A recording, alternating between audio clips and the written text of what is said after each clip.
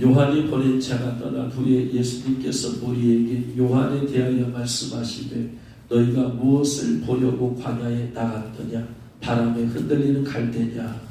너희가 무엇을 보려고 나갔더냐? 부드러운 눈 있는 사람이냐? 돌아오나 모습이고 곳곳에 계시는 자는 영광이니라. 그러면 너희가 무엇을 보려고 나갔더냐? 선지자냐? 옳다. 내가 너희에게 이르노니 선지자보다도 훌륭한 자니라.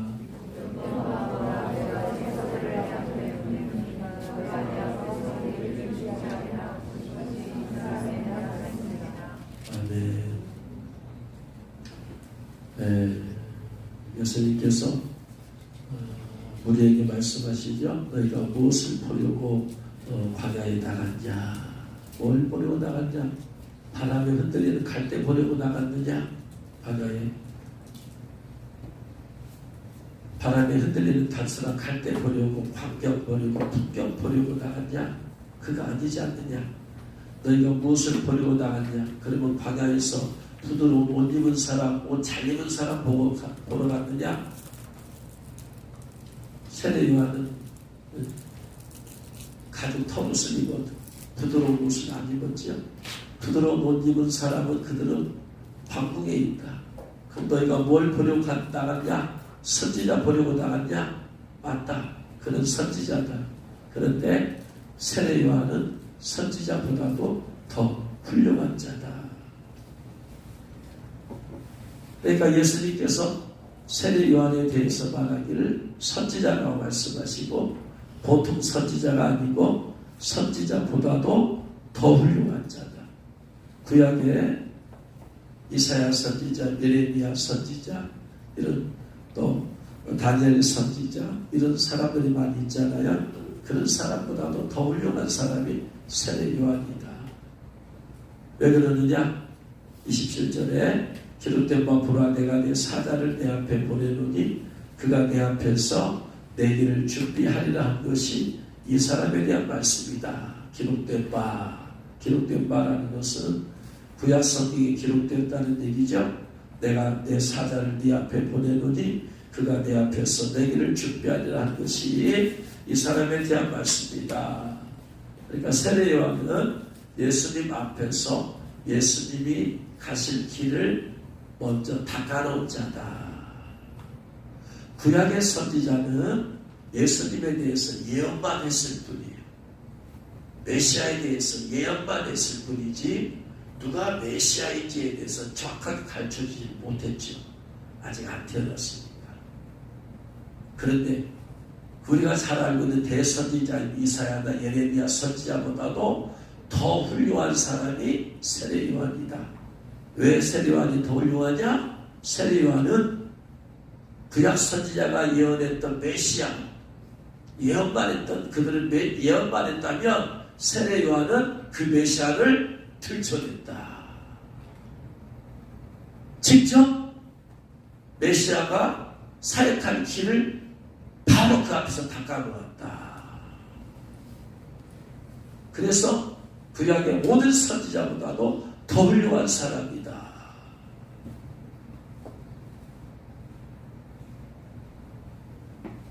그러니까 세례 요한이 많은 사람에게 세례를 줬잖아요. 그 세례를 준 목적이 뭐냐? 하나님께서 말씀하시기를 네가 많은 사람을 세례를 베풀 때인데, 세례를 베풀는데 어떤 누군가의 머리 위에 성령께서 비둘기같이 임하는 사람이 있을 것이다. 그 사람이 바로 내가 보낸 메시아다. 네가 할 일은 바로 그분을 드러내는 것이다. 그래가지고 세례 요한이 회개의 말씀을 전하고 회개의 세례를 베풀면서 많은 사람이 요단강에 와서 세례를 받으면서, 그러면서 예수님께서 드디어 세례를 받으셨을 때 성령께서 비둘기같이 예수님 위에 임하는 걸 보고 이분이 메시아다. 보라, 세상 죄를 지고 가는 하나님 어딨냐? 구약에 하나님께서 그렇게 보내주겠다고 약속하신 메시아가 지금 이곳에 계신다. 지금 오셨다. 이걸 들춰낸다. 그래서 다른 선지자보다도 더 훌륭한 사람이다. 오늘 말씀 그 얘기예요. 성령께서 감동을 주셔서 제가 몇 곡의 곡을 작곡을 했는데 곡을 작곡을 할 때 신경을 많이 쓰는 게 뭐냐면요, 가사를 쓸 때 신경을 많이 씁니다. 가사를. 왜냐하면 제가 쓴 가사들에는 단순히 어떤 삶적인 얘기만 써있는 게 아니잖아요. 삶에 관한 얘기보다도 제가 쓴 작곡한 곳에는 영적인 메시지들이 많이 들어가 있어요. 하나님의 이 신부 예복, 예수님의 오심, 보혈, 영적인 메시지가 들어있기 때문에 이 가사를 신학적으로 오류가 없게 써야 돼요. 신학적으로 하나라도 오류가 생겨버리면 그걸 통해서 다른 사람들이 저를 공격할 수 있게 되어지고, 잘못하면 제가 이단 산단이라고 이름을 이렇게 손가락질 받을 수 있어요. 그래서 신학적으로 오류가 없어야 돼요. 그 다음에 잘못된 가사를 쓰면 그걸 부른 사람이 그 가사를 통해서 잘못된 사상을 잘못된 신앙을 가지게 되어져요. 그러면은 오히려 해를 끼치게 되죠. 그래서 가사를 쓸 때 이게 신학적으로 성경적으로 이상이 있는가 없는가를 계속 생각해보고, 이런 가사가 있는가 인터넷도 찾아봐요. 가사를 검색을 해봅니다. 이런 표현을 한다면 국어학적으로 이상이 없는가를 생각을 해봐요. 국어학적으로 문제가 없어야 되니까. 그래서 가끔은 사모한테 물어보기도 합니다. 우리가 사모인데 이렇게 표현하면 국어학적으로 이렇게 표현하면 어색해, 잘못돼, 문법적으로 괜찮아? 그래서 괜찮다고 하면은 그러면 이제 가사를 그것을 실제로 이제 거기다 입히는 건데, 그래서 가사라는 게 대단히 중요하죠. 우리의 모든 찬양곡은 선율도 중요하지만 사실은 가사가 중요하죠. 그래서 가사를 통해서 우리는 찬양을 할 때마다 찬양하는 소리는 우리의 입을 통해서 나오지만 우리의 머리는 가사를 생각하면서 해야 되는 찬양입니다. 가사를 생각하지 아니하고 하는 찬양은 찬양이 아니죠. 왜? 내 고백이 되지 않은 거예요. 하나님은, 여러분, 찬양은 내가 더 잘해요? 천사들이 더 잘해요? 노래 부르는 걸 누가 더 잘하겠어요? 인간이 연주하는 게 잘하겠어요? 천사가 연주하는 게 잘하겠어요? 천사 못 따라갑니다. 천사의 목소리를 못 따라요, 우리가. 천사의 연주 실력은 이 땅에 아무리 뛰어나도 천사 못 따라가요. 그럼에도 불구하고 하나님께서 우리의 찬양을 기뻐하시는 이유는 그 가사가 우리의 신앙 고백이 되기 때문에. 천사들은 하나님의 거룩하심을 찬양할 수는 있지만 속죄에 관한 찬양은 할 수가 없어요. 그들이 속죄함을 받았어야지. 그들이 회개에 대한 찬양을 할 수는 없어요. 그들이 회개를 해봤어야지. 그러니까 천사에 대한 찬양은 거룩하다, 거룩하다, 거룩하다. 하나님의 거룩하심을 높이고 찬양하고 그분의 능력을 찬양하고 그분의 광대하심을 찬양하는 건 얼마든지 잘해. 그러나 회개 찬양은 할 수가 없어요. 우리가 회개를 경험한 사람만이, 예수님을 주님으로 믿고 구원받은 사람만이 할 수 있는 게 그런 찬양이거든요. 그러니까 우리의 목소리가 좋지 않아도 내 마음이 담겨지고 내 믿음이 담겨졌을 때 그것이 비로소 찬양으로서 의미가 있는 거예요.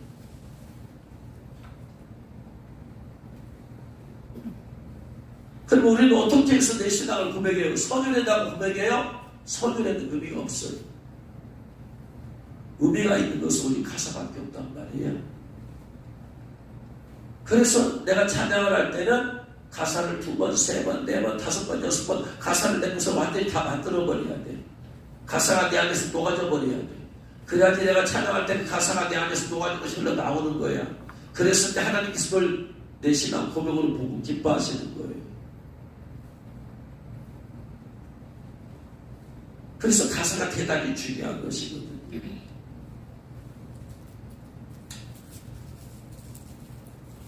그래서 곡을 만들면서 가사에 굉장히 신경을 그냥 나오는 곡이 아니에요.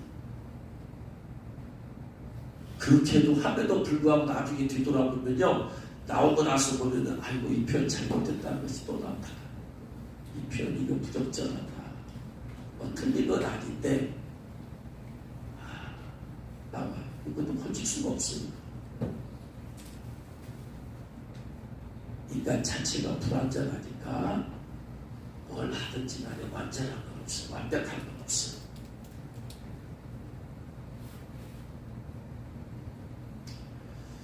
우리가 잘 아는 곡 가운데서 마라나타라는 곡이 있죠. 마라나타 주 예수여 어서 오시옵소서.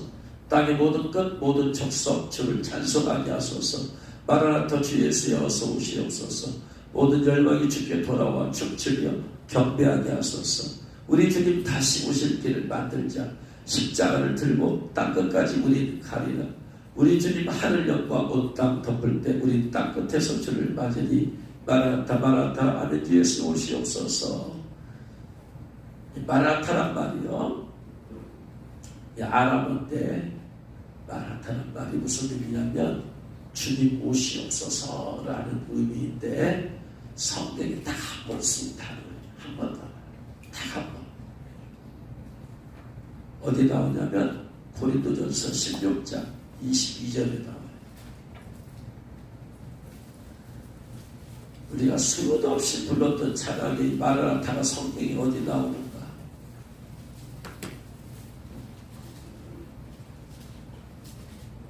(16장 22절) 같이 있습니다. 만일 누구든지 주를 사랑하지 아니하면 저주를 받을지어다. 우리 주여 오시옵소서. 우리 주여 오시옵소서. 이게 마라나다예요. 마라나다. 마라나다는 말은 무슨 말이냐? 마라나 플러스 나타. 마란 혹은 마라나. 성경학자들은 둘 중에 하나라고 해요. 마란 혹은 마라나. 이게 무슨 의미냐? 마라나가 우리 주라는 의미예요. 아랍어로 플러스 나타. 이 말은 한번로 비선이 나타나다. 오다. 그래서 우리 주께서 오신다. 그래서 주님 오시옵소서. 주님 오시옵소서. 이런 의미예요. 그래서 이 마라나타는 단어를 인터넷으로 찾아보면 마라나타라는 의미는 주님의 재림을 기다리는 기도다. 아멘 주 예수 오시옵소서라고 하는데 주님의 재림을 기다리는 기도다라고 그렇게 말을 하고 있어요. 하나님께서 저에게 주신 사명이 주님의 오심을 준비시키는 사명이잖아요. 성도들을. 그런데 실제적으로 제가 말씀을 전하고 사람들에게 얘기하고 하는 가운데서 가장 큰 어려움 중에 하나가 뭐냐면요, 주님 오심에 대한 개념이 정립이 안 된다는 거예요. 그 말은 너무나 많이 퍼져 있는데, 주님 오심에 대한 말은 퍼져 있는데 개념이 정립이 안 돼 있어. 무슨 말이냐? 제가 매 강조하는 것이 강림과 재림이라는 개념이 구분이 안 돼 있어. 그러니까 대부분 이게 다 주로 이제 목회자들이 다 그러니까 거의 모든 목회자들이 쓰는 단어가 예수님이 뭘 기다린다? 재림을 기다린다. 그렇게 쓰니까 성도들이 뭐 말인지도 모르고, 아 그렇지, 예수님의 재림을 기다리는구나. 그래서 마라나타라는 말이 예수님의 재림을 기다리는 기도다라고 그렇게 말을 하고 있습니다. 재림을 기다린다. 그럼 제가 몇 번 얘기했지만 예수님의 재림을 기다리는 사람은 망한 사람이다. 예수님이 이 땅에 재림하실 때 예수님의 재림을 맞이하는 사람들은 어떤 사람들이다? 다 표받은 사람들밖에 없어. 용중에 표받은 사람들만 남아서 재림을 맞이하는 거예요. 이 사람들이 재림을 기다리겠어요? 표받은 사람들이 예수님의 재림을 기다리겠어? 안 기다리겠어? 안 기다리죠. 심판하러 오는데 환영하지 않아요. 예수님께서 재림하시는 목적이 뭐예요? 구원이에요? 심판이에요? 심판하러 오시는 거예요. 근데 어떻게 해서 재림을 기다리냐고. 심판받을 사람들이. 그러니까 신학적인 문제가 이제 심각해지는 거예요. 이게 수없이 부르지만 부르면 부를수록 사람들이 여러분 이 찬양 부를 때마다 내가 휴가할 걸 생각하면서 주 예수 오시옵소서 하는 거예요. 주님 내가 이 땅에 오시옵소서 한 그런 마음으로 부르는 거예요. 대부분의 성도들이 어떤 마음으로 부르겠어요? 이 찬양을 이 땅에 오시고 가사가 그렇게 되잖아요. 우리 주님 하늘 영광 온 땅 덮을 때 우리 땅끝에서 주를 맞으리. 우리 주님 하늘 영광 온 땅 덮을 때 우리 주님 하늘의 영광이 온 땅을 덮을 때가 어느 때인가 있는가? 가서 생각해보세요. 우리 주님의 하늘 영광, 주님의 계신 하늘의 영광이 있잖아요. 하나님의 보좌에 계신 하나님의 영광이 천국에 있잖아. 그 천국이 온 땅을 덮을 때가 있어요, 없어요? 이 온 땅을 덮을 때가 언제 덮어요? 그때 우리는 땅끝에서 주님을 만는데 하나님의 영광이 언제 이 땅, 온 땅을 다 덮어버려요? 덮는 날이 올까?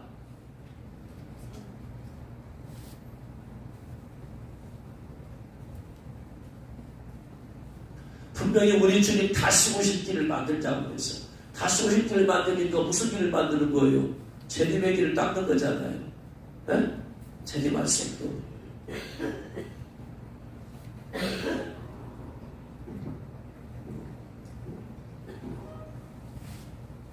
그러면서 십자가 들고 땅끝까지 우리 가는 함께 주님의 다시 오실 길을 우리가 만드는데 십자가 들고 땅끝까지 가자고 하는 얘기는 모든 민족에게 복음이 하고 싶다는 얘기잖아요. 전 세계 복음하자 이 말이잖아요. 여러분 예수님 땅끝까지 복음이 증거되면 예수님이 오시나요? 그런 말 많이 하잖아요. 땅끝까지 복음이 증거되면 어떻게 된다? 예수님 오신다? 오신다. 마태복음 24장 14절 말씀을 아마 근거로 아마 이렇게 얘기한 것 같아요. 마태복음 24장 14절 말씀 보면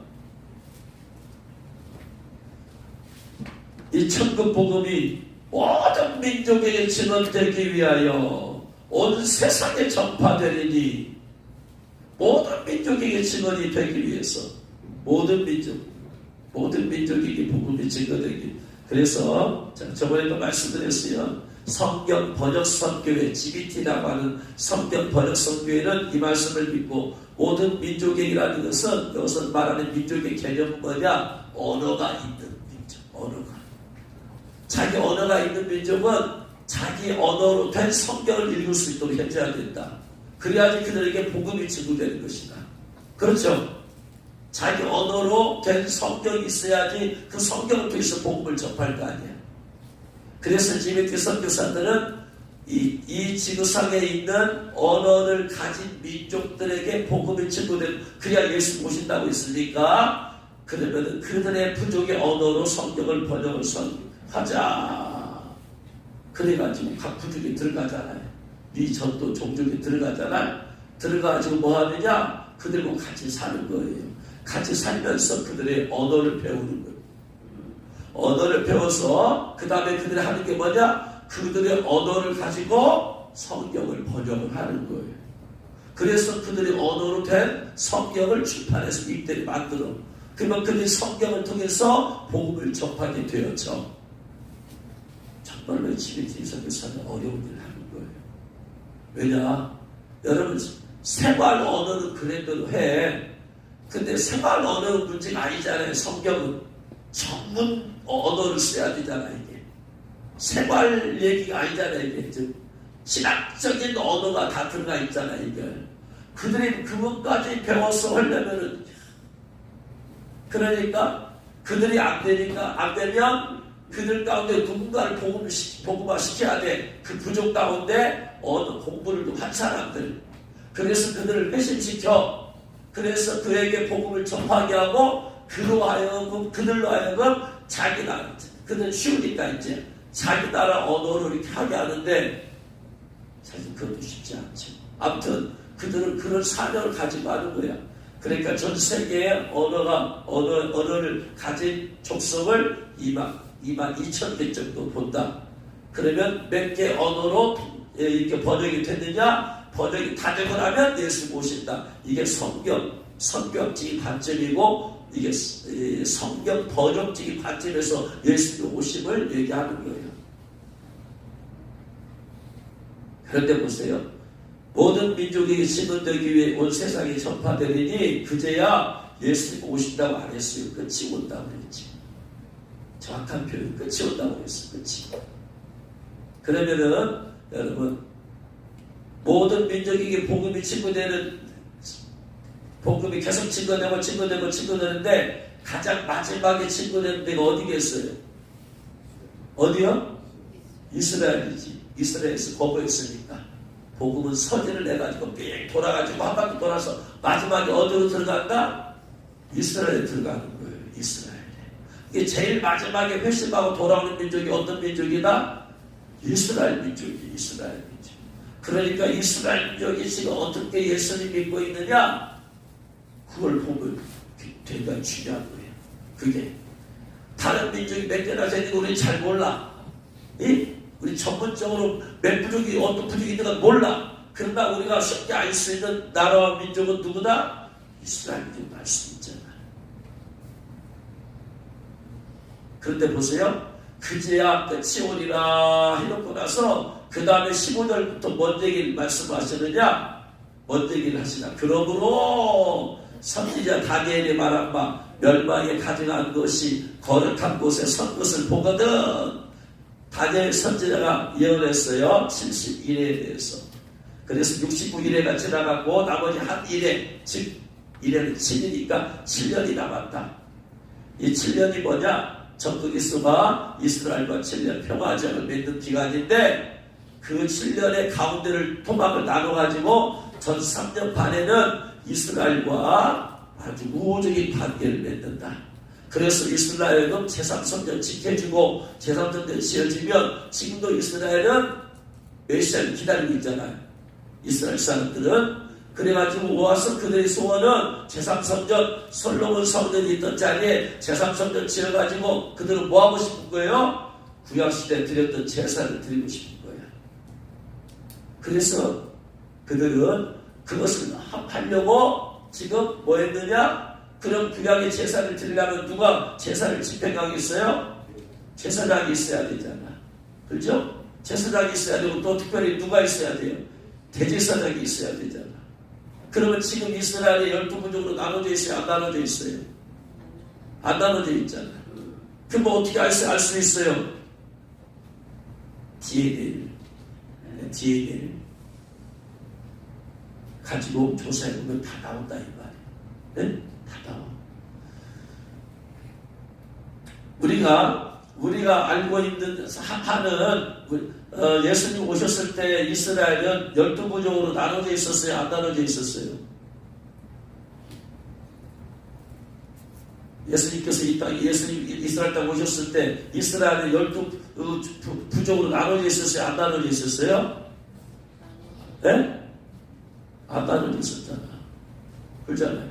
여러분, 구약 성경에서 북이스라엘과 남유다가 나눠졌을 때 남유다가 아수르에게 멸망한 이후로 남유다에 대한 열 지파에 대한 것은 성경에서 안 나오거든요. 그 북이스라엘 유다와 베냐민 지파가 죽게 된 북이스라엘만이 이제 거기 그 얘기가 이제 아수르의 이 바벨론에게 멸망하고 아수르에게 멸망하고 막 그런 얘기가 나오면서 예수님께서 이 땅에 오셨을 때 그 주된 부족이 누구다? 유다와 베냐민 지파가 주된 부족. 그 당시에는 안 나눠있어 12부족으로. 그런데 보세요. 야고보서 1장 1절 보니까 야고보서 1장 1절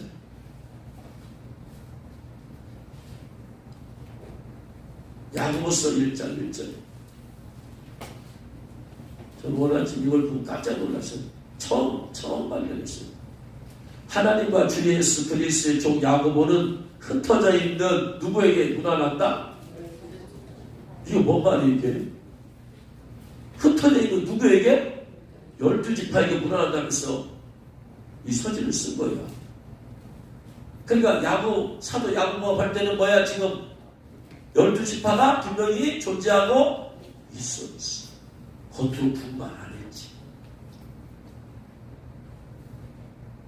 그러니까 우리가 몰라서 그렇지 이스라엘 안에서는 12지파가 다 나눠져 있어요. 이미 그들은 이미 DNA를 통해서 추적해서 아론의 후손 계통을 통해서 제사장들을 다 세우고 이미 교육도 훈련시켜갖고 대세제사까지 다 준비시켜놓고 성전 지을 수 있는 거 물두멍 번제다 다 준비시켜놓고 이제 누군가 와서 제3성전 지어주게 해줄 수 있는 메시아가 지금 기다리고 있다고 그래요.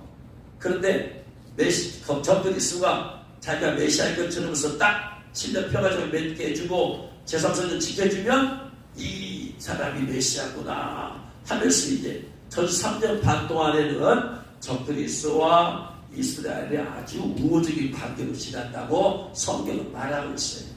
그러다가 전 3년 반 딱 지나면 예수님께서 공중 강림하시고 성도들을 휴거해버리고 그 다음에 나면은 마귀의 1등 부하가 특등 부하가 전그리스에게 확 들어가 버려요. 그러면 걔가 이제 돌변해버리는 거예요. 돌변해버려가지고 그 다음부터는 뭐냐? 자기 본성을 드러내. 전그리스의 본성을 드러내. 제사 중지. 앞으로 하나님 섬기지 말고 나를 섬겨라 하면서 자기의 우상을 딱 성전에 세워. 그 얘기에 지금 멸망에 가져간 멸망에 가져간 것이 뭐예요? 이게 전그리스도죠. 거룩한 곳은 어디예요? 성전이죠. 이스라엘 성전에. 거기서 딱 서서 내가 하나님이다. 나를 섬겨라. 그러니까 그때 메시아인 줄 알았던 이스라엘 민족들 가운데 이스라엘 민족이 어떻게 돼요? 메시아가 아니다. 저 사람은 전그리스도다 하고 나서 예수 그리스도께 돌아온 사람 그들 이제 우리는 못 섬기겠다 하니까 어떻게 되고 있어요? 전그리스도가 이스라엘 가만히 둔다 안 둔다? 안 둔다. 핍박을 하죠. 핍박을 하니까 이스라엘 가운데서 이제 예수님을 믿었고 하나님의 일을 받은 14만 4천이 도망가는 거지.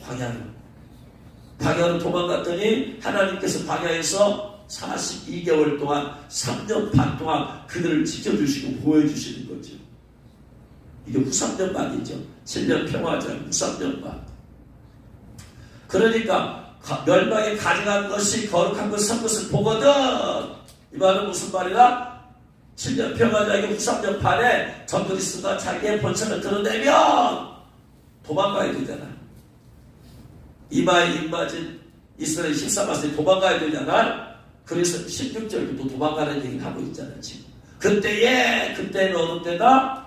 후3년 반 전그리스도가 제3성전에서 하기 우상성을 얻고 나를 섬기라고 할 때 유대에 있는 자들은 산으로 도망갈 자가 이게 방해하죠. 베테랑. 빨리 도망가야 되니까 지붕 위에 있는 자는 집안의 물건을 가지러 내려가지 말고 빨리 도망가라. 집안의 물건 챙기다가 지체가 되면 잡힌다. 밭에 있는 자는 걷었다. 옷 좀 챙겨야 되는데요. 그러지 말고 빨리 도망가라. 그날에 아이 낸 자들과 젖먹이 있는 자들에게 빨리 도망가야 되는데 아이 낸 자들 느려지죠. 젖먹이는 자들 애기 택하냐 느려지잖아요. 화가 있다. 도망들이 겨울에는 안식일 또 기도해라. 겨울 되면 도망이 어렵잖아요. 추워서. 안식일 되면 고민이 돼야 되잖아 이거. 안식일 이스라엘에서는 뭐한다? 일 안 한다. 도망가는 것도 그들에게 뭐가 된다? 일이 된다. 고민하고 갈등을 다. 이는 그때에 큰 환란이 있겠습니다. 그때가 어느 때요? 정그리스가 자기 정체를 드러낸 7년 평화제약의 후 3년 반이죠. 그러니까 큰 환란, 대환란은 대환란의 기간은 뭐다? 3년 반이다. 그러니까 보세요. 천국 복음이 모든 민족이 증언되는 때가 어느 때다? 누구한테 들어가는 때다? 복음이 결국은 이스라엘 민족이 들어가는 때다. 그때가 어느 때다? 후 3년 반 때다. 7년 평화제 후 3년 반 때. 그러면 후 3년 반 때가 되었어요. 그리고 후 3년 반 지나고 나면 무슨 일이 있어요? 무슨 일이 있어요? 후 3년 반 지났어. 그렇게 해서 대환란을 버텼어. 후 3년 반 지나갔어. 그럼 무슨 일이 생겨요? 대추수가 있죠. 추수할 때가 오죠. 그래서 어떻게 돼요? 하나님께서 광야에서 3년 반 동안 보호해준 14만 4천 휴거시키고 이 땅에서 하나님의 입 받고 윤리유표 거부하고 살아있는 사람들 휴거시키고 그렇죠. 그러니까 그때가 되면 예수님이 오시는 때가 아니야. 그때가 되면 어떤 때다? 다시 또 두 번째 휴거가 있는 때죠. 그리고 나서 그들이 다 떠나고 나면 이 땅에는 누구만 남는다? 이제 육류유 표받은 사람들만 남는다. 표받은 사람들이 남아서 당하는 환란이 뭐냐? 재앙이 뭐다? 첫 번째 재앙이 첫 번째 대접재앙. 그래서 대접재앙의 내용이 뭐예요? 표받은 사람들에게 죽음기가 난다. 그러니까 이 땅에 사는 모든 사람이 다 죽음기가 나는 거예요. 그때부터 고통이잖아요. 그리고 나서 대접장이 다 끝나고 나서야 그 다음에 뭐가 예수님이 재림하신다.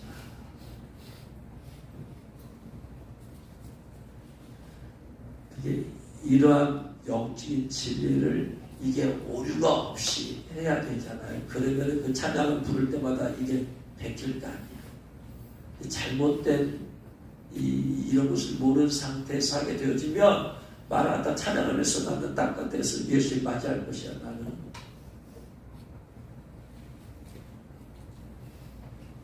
그러면 어떻게 되느냐. 그러니까 이미 잘못된 이러한 것들이 들어가 있으니까 이걸 고치기 어려워요. 주님 다시 오실 길을 만드는 게 아니고 다시 오실 길을 만드는 게 아니죠. 우리는 주님의 길을 만드는 거, 길을 만드는 거. 다시 오실 길을 만드는 거. 다시 오시는 것은 이 땅에서 표받은 사람들이 기다리고 있는 이 표받은 사람들이 심판하는 데에 오시는 건데. 그래서 이 개념이 목회자들이 강림과 재림의 개념이 안 잡히니까 그러니까 확실히 가르칠 수가 없잖아요.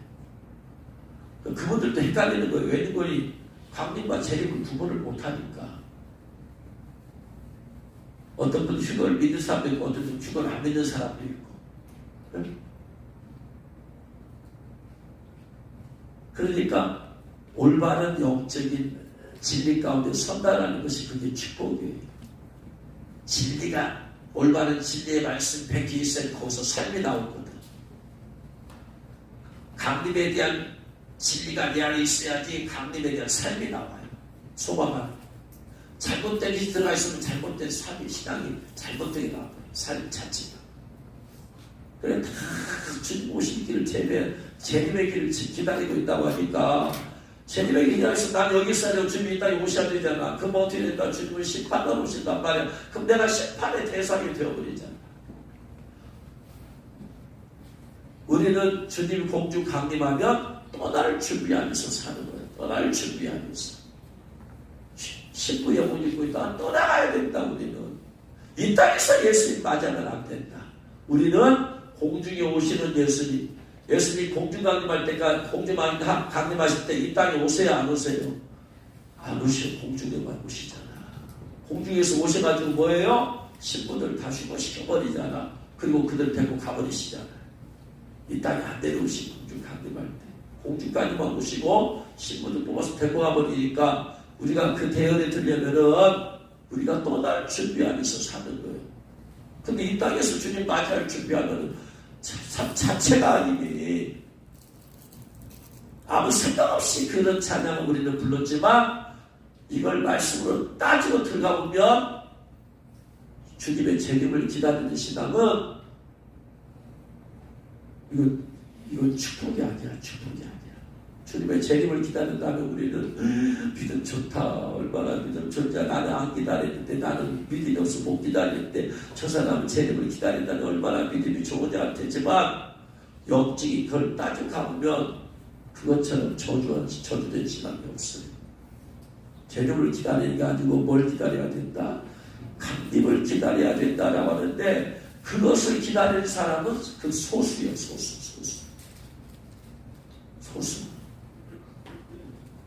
그래서 강림을 기다리는 사람이 하는 그런 강림을 준비하고 하는 것을 신부단장이라고 한다. 신부단장.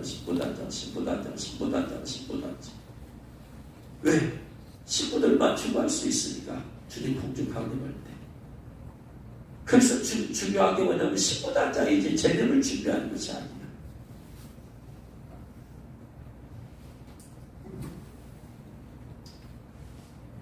그래서 입이 백혀버렸어요. 입이 백혀버렸어. 그래서 제가 용어를 계속해서 똑같이 쓰면 어떠냐. 그냥 의미만 다른 거지. 아니라고. 개념이 다른, 개념 자체가 다르고 올바른 개념이 들어가야지 여기서 올바른 신앙이 나온다고요. 예수님이 재림을 기다린다고 해서 휴가할 수 있겠어요? 없어. 이 땅에서 예수님이 땅 끝에서 주님을 기다리는데 어떻게 해줄 거를 왜? 내가 땅 끝에 있어야 되는데. 휴거는 떠날 준비하는 건 아니고 재림은 이 땅에서 주님 오시길 기다리는 것입니다. 이게 여러분 안에서 완전히 그래서 하나님의 말씀을 살았고 운동력이 있어 좌우의 날선 검과 같아서 혼과 영감이 관절과 볼수를 찔러 쪼개버리는 거예요. 정확하게 구분시켜버리는 거예요. 이게.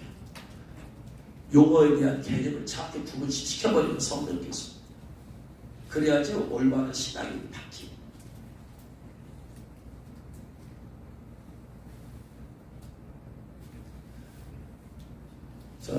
예수님께서 세례 요한에 대해서 하신 말씀이 바로 예수님의 길을 닦은 자였어요. 길을 닦은 자.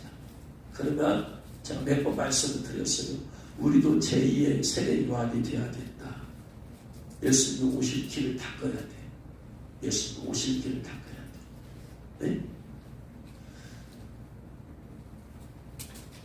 세례 요한에 대해서 기록된 바 그랬잖아요. 기록된 바 하면서 하나님께서 예수님 앞에서 길을 닦게 하셨다고 했잖아요. 그 말씀이 어디에 나오냐면 말라기 3장 1절 말씀이에요. 말라기 3장 1절.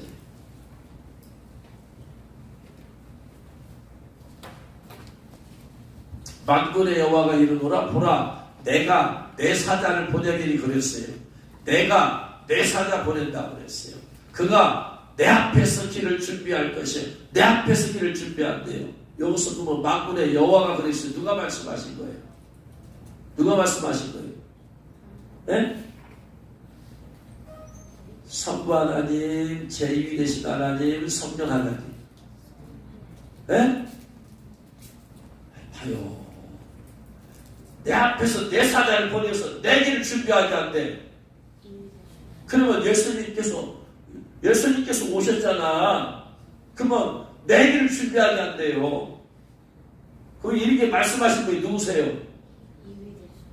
제1위 되신 하나님이에요? 제2위 되신 하나님이에요? 제2위 되신 하나님이잖아. 그죠? 예수님께서 이 땅에 오셨는데 예수님께서 예수님 앞에서 세례 요한 보내서 길을 닦는다고 했어요. 그 예수님 오셨잖아. 그죠? 그러니까 저 말씀하신 분은 정확하게 말하면 누구시다? 성부 하나님이 아니시다. 정확히 말하면 제2위 되신 하나님이시다. 그렇죠? 제1위 되신 하나님이 이 땅에 오셨으니까. 그런데 또 오늘 읽은 말씀에서 누가복음에서는 내라고 안 했어요. 뭐라고 그랬어요? 내가 뭐라고 써요? 내가 내 사자를 내 앞에 보내노니 그가 네 앞에서 네 길을 준비하리라. 이것도 누가 말씀하신 거야, 그러면? 네? 내가 내 사자를 네 앞에 보낸다. 그가 네 앞에서 네 길을 준비하리라. 내가 있고 네가 있어요. 그러면 정확히 말하면 여기서 말하는 너라는 건 누구예요? 예수님이고 내라는 것은 나라는 건 누구를 말해요? 성부 하나님이죠. 그렇죠? 이해가 되죠? 우선 내가 네 앞에서 네 길을 준비하게 할 것이야. 여기서 네라고 하는 것은 누구다? 성부 하나님이 내 사자를 보냈다. 내가 보낼 텐데 그 세례 요한이 네 길을 준비할 거야. 이 얘기죠. 근데 말라기 3장에서는 내가 내 사자를 보내리니 내 길을 준비할 것이다 있어. 이것은 누가 말씀하신 것이다? 제2위 되신 하나님이야. 그러니까 인칭이 달라. 주체가 달라.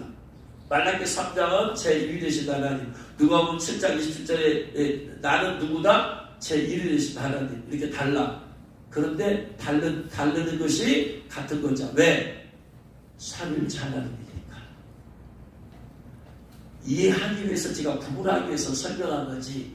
삼일체 하나님은 어차피 같은 하나님이니까.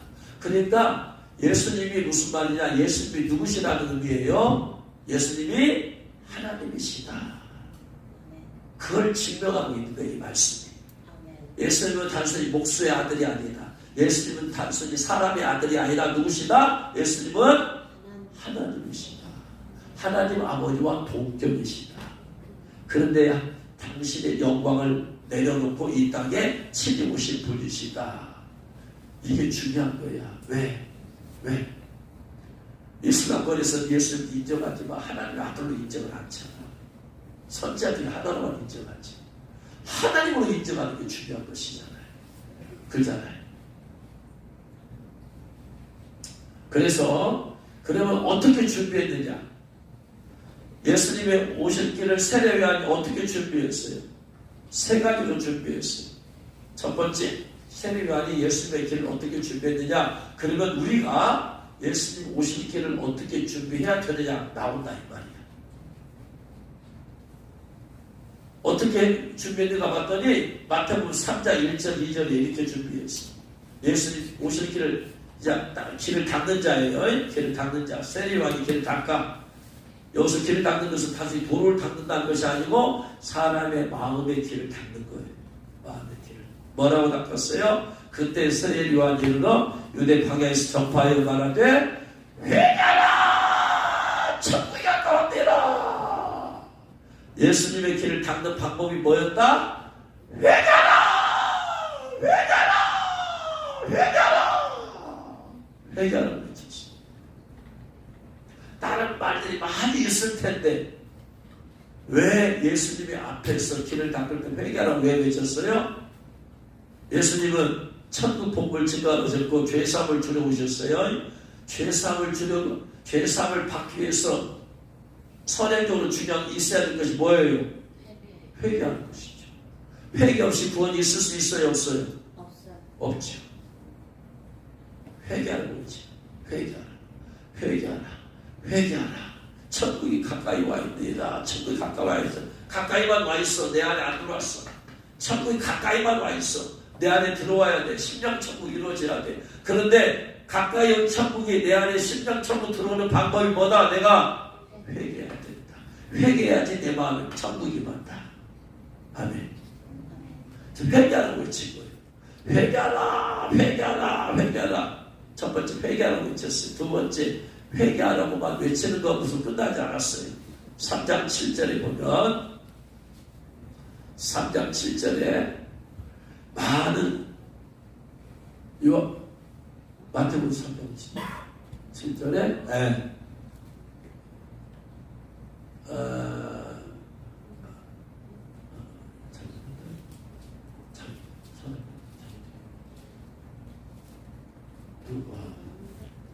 누가복음 3장 7절인가요?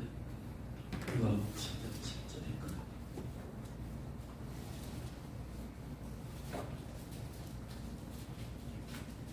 예. 요한이 세례 받으러 나오는 무렵에 이르되 이게 어디냐? 제 성경 달라요. 제가 잘못 썼네요. 3.7이 아니라 제가 잘못 인용을 했나 봐요. 마태복음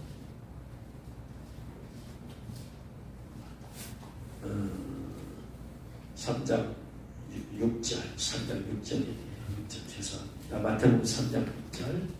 회개하라고 외치기만 한 게 아니었고 자기들의 죄를 자복하게 만들었어요. 단순히 회개라 외치지 아니하고 죄를 자백하게 만들었어요. 그래서 회개의 세례를 베풀면서 실제로 죄를 자백하게 만들었어요. 이건 다른 문제죠. 회개하라 해서 회개할 수 안 할 수도 있어요. 외치고 끝날 수 있는데 세례 요한은 구체적으로 세례를 베풀면서 세례를 베풀 때 어떻게 했어요? 세례 받기 전에 어떻게 했어요? 죄를 자백하게 했어요. 죄를 자백하게. 구체적으로 죄를 자백.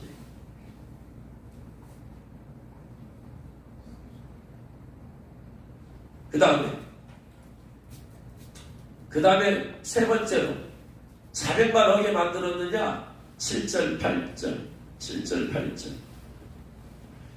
8절부터 보니까 요한이 많은 바리새인과 사두개인들이 세례 베푸는 오르면서 보고 이르되 독사이다 누가 널 가르치 입박한지 널 피하라 하느냐. 그 다음 8절에 뭐라고 했어요? 그러므로 뭐하라? 회개에 합당한 열매를 맺어라. 열매까지 맺겠다. 열매 맺어야 된다.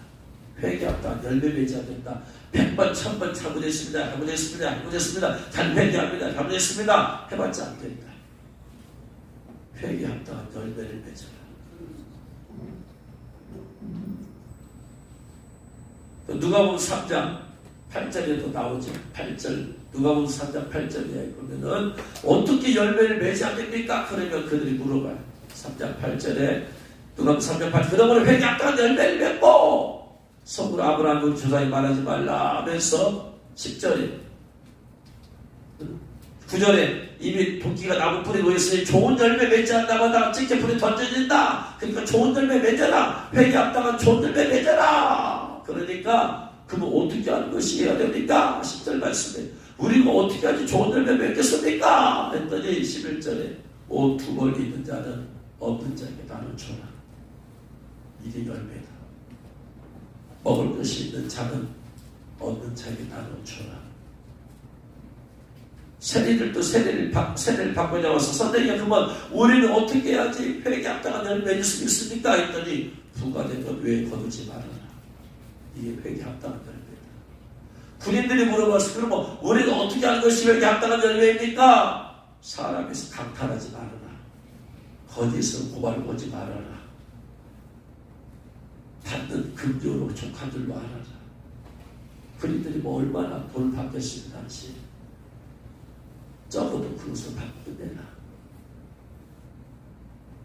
회개하라 외쳤고 회개를 시켰고 회개합당한 열매를 맺었지. 이게 세례 요한이 예수님의 오실 길을 닦는 방법이었어. 그러면 예수님께서 공중 강림하실 길을 닦아야 돼. 우리는 무조건 첫 번째 공중 강림할 때 휴거해야 돼. 두 번째는 생각하지 말고 무조건 다 휴거해야 돼. 대환란 겪지 말아야 돼. 이것이 저희 목표라고 그랬어요. 여기서 탈락한 사람들이 대환란에 넘어가는 거예요. 어떤 사람은 대환란에 사명을 받았대. 대환란에. 여러분 대환란에 사명자는 없습니다. 대환란에 사명자는 없어요.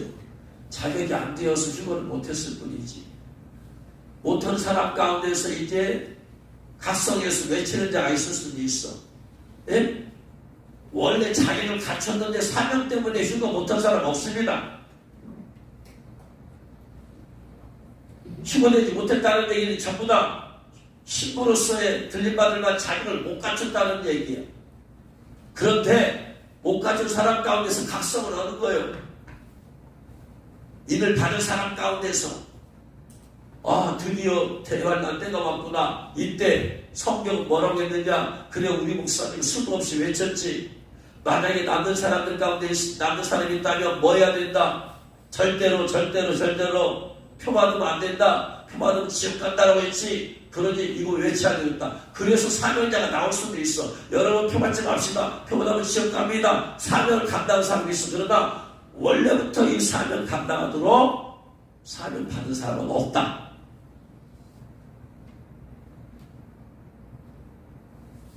그러니까 누가 그런 얘기 하지 마. 없습니다.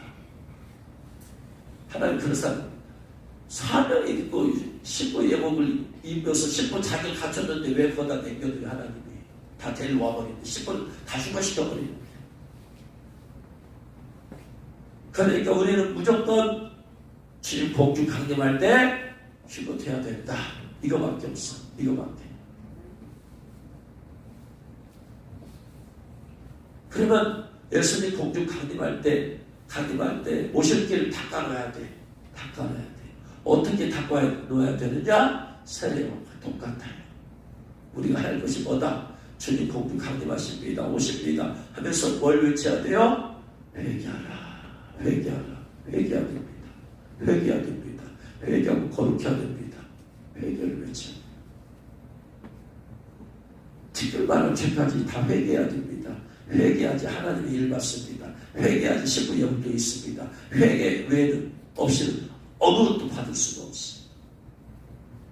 마지막에 더 외쳐야 될 내용은 회개하라는 거예요. 예수 믿고 행복하게 사십시오. 예수 믿고 성공하십시오. 예수 믿고 잘 먹고 잘 살고 예수 믿고 돈 잘 벌고. 아니요. 그게 아니에요. 뭐 해야 된다? 회개해야 된다. 예물이면 사람을 회개해야 된다. 회개 안 하면 예물이 더러워지니까 더러워지면 나중에 들림받지 못하니까 오직 회개.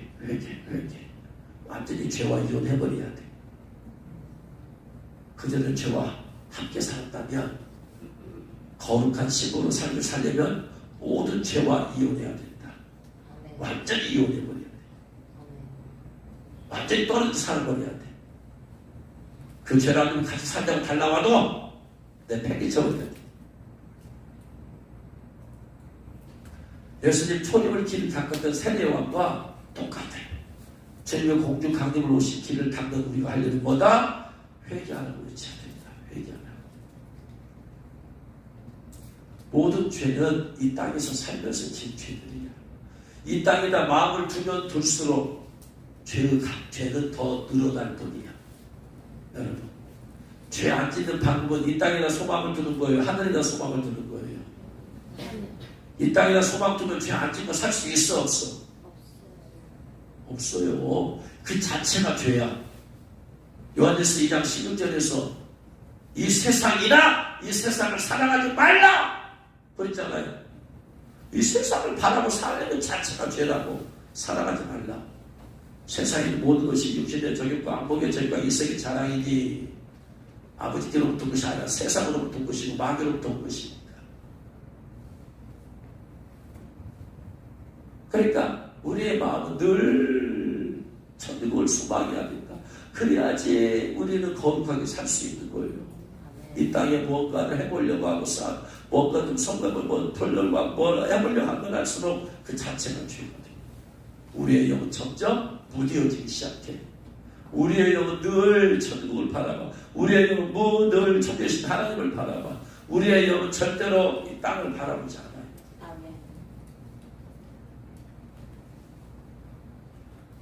회개하는 걸 외쳐야 된다. 두 번째, 난 자신에게도 회개하는 걸 외쳐야 돼. 내 영혼아 회개할지어다. 따라합시다. 내 영혼아 회개할지어다. 내 영혼아 거룩할지어다. 내 영혼아 정결할지어다. 명령해야 돼. 예수님을 명한다. 내 영혼아 회개하라. 내 영혼아 회개하라. 영혼 회개할 것이 없어요. 사실 혼이 회개하는 것이지. 그렇죠? 영혼 죄를 안 지니까.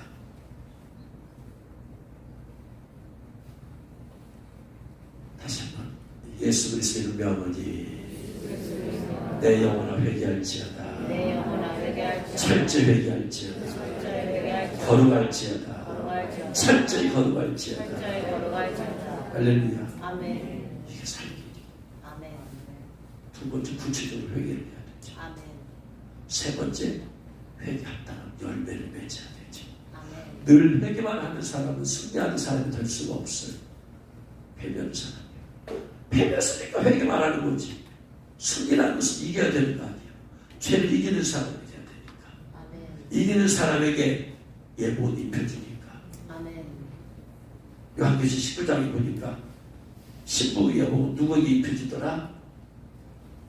19장 설절에 보니까 우리가 즐거워하고 크게 기뻐하며 그에게 영광을 돌리면서 어린 양이 혼인케하기 이르렀고 그의 아내가 자신을 준비하였으므로 그에게 빛나고 깨끗한 세마포 옷, 신부 예복이죠. 빛나고 깨끗한 세마포 옷. 우리의 예복을 어느 정도 유지하면 될까요? 이 상태 유지해야 돼. 빛나고 깨끗한 세마포 옷. 여기서 좀 흐려졌어. 아이보리색 안 돼요. 무조건 빛나고 깨끗한 세마포 옷. 최소한 그것을 유지해야 됩니다. 이 세마포 옷은 누구한테 입어다? 성도들의 옳은 행실이다. 다른 말로 말하면 회개에 합당한 열매 맺은 사람들에게 입혀주는 것이죠. 회개에 합당한 열매가 옳은 행실이죠. 그러니까 예복을 입으려면 회개만으로는 안 돼. 회개에 합당한 열매를 맺어야 이 신부의 예복을 입을 수 있다. 할렐루야. 그러니까 예수님의 초림 때 하나님께서 세례 요한이 하신 일이나 예수님의 공중 강림을 기다리는 우리에게 주님이 원하시는 똑같다 이 말이에요. 회개 합당한 열매 맺으려면 내 입으로 맺을 수 있어요 없어요? 우리가 할 수 있고 회개하는 것밖에 안 돼요. 내 입으로 할 수 없어요. 어떻게 해야 돼요? 그러니까 회개 합당한 열매 맺으려면 어떻게 해야 돼요? 어떻게 해야 돼요? 단순히 기도만 안 돼. 기도를 해야 되겠지만 단순히 기도만 하면 안 되죠. 뭘 받아야 돼요? 성령 충만함을 받아야 되지. 성령 충만함을 받아야 성령의 도우심으로 이길 자가 된다. 힘으로 안 돼요. 능으로 안 돼요. 오직 여호와의 힘으로 되느니라. 그래서 무조건 성령 충만 받아야 돼. 기도했다는 문제가 아니라 성령 충만함에 도달을 해야 된다. 회개기도도 기도야. 날마다 회개기도 회개하고 회개기도 회개하고 근다고서 이기는 자가 되는 거 아니야. 근다고서 신부 예복 입는 것도 아니야. 회개는 기본으로 하고 더 나아가서 성령 충만 받아서 성령의 능력과 성령의 도우심으로 이기는 자가 되어야 된다. 이게 회개 합당한 열매다. 할렐루야. 그렇습니다. 이제 말씀까지. 주님, 우리는 다시 올 길을 준비하잖아요. 준비해 그냥 오실 길을 준비하는 거예요. 다시 올 길을 준비하지 말아요. 다시 오실 길을 오시고 공중 강림하고 나서 3년 반 뒤에 다시 대환란 끝나고 나서 두 번째 휴거 있고 그 다음에 대접장 있고 나서 그 다음 예수 모시고 다시 올 길 준비하지 마.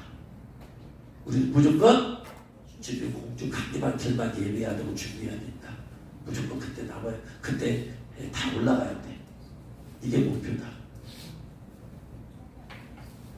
대환란 때 목숨 걸지 않으면 구원을 못 받고 하는데 그때 목숨 걸릴 바에는 지금 목숨 걸고 준비하면 된다.